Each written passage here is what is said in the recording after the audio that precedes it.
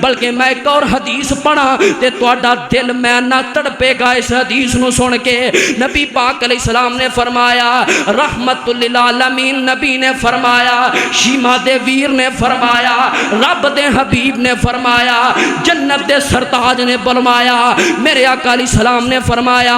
آپ فرماندے نے لقد حممت ان آمر رجلا یصلی بالناس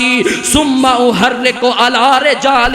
یتخلفون عن الجمعۃ بیوتہم۔ آپ مسلم پاک پڑھ رہے جے، نبی پاک علیہ السلام نے فرمایا، آپ فرماندے نے جڑے لوگ مسجد وچ آ کے جمعہ نہیں پڑھ دے، آپ فرماندے نے میرا دل کردا ہے کہ میں لوکاں نو حکم دیاں، نوجواناں نو حکم دیاں،